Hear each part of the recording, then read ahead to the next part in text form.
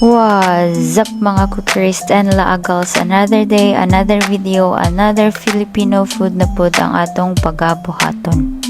This luto vlog is not about empanada bagkos we're lucky nga nakapalit ta og tangkong sa supermarket and ato na siyang pagalutoon karon.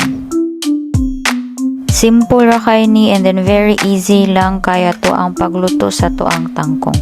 First natong gibuhat is naatay chicken skin ato ra na siyang girender para mugawas ang iyahang oil and from there kwaon nato na siya og ang oil nga nabilin mo atong gamiton sa paggisa kay magluto tag adobong tangkong.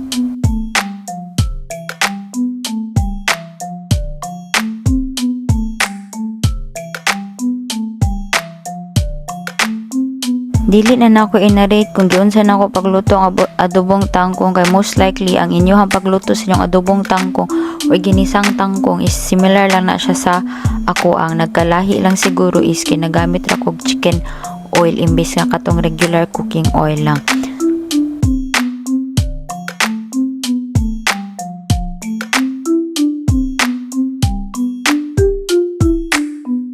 Kung sa Pilipinas kay very common ni siyang adobong tangkong dinhi sa laing nasud usa ni siya sa mga espesyal nga pagkaon kay nihit baya ang tangkong sa laing nasud no. Since nihit talagsaon maning tangkong sa kanang groceryhan, syempre mahal jud ni siya. Mao ni nga dollar pod ang iyahang presyo. Pagkasiaw pud sa kinabuhi sa isa ka OFW no kay ang kanang mga ordinaryo nga pagkaon sa Pilipinas kay bahandi, wow kalaw ba, bahandi kaayo para sa mga OFW.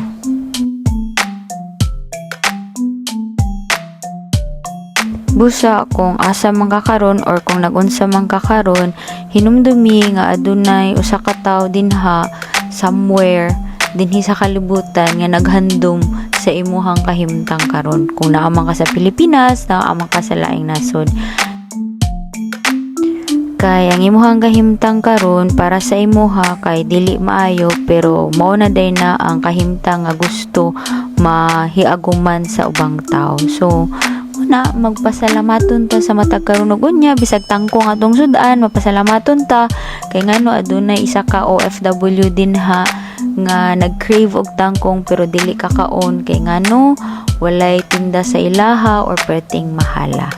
Maulang ni see you sa next upload. Char dili pa bitaw ako pa i-flex ang ako ang tangkong sa inyo ha.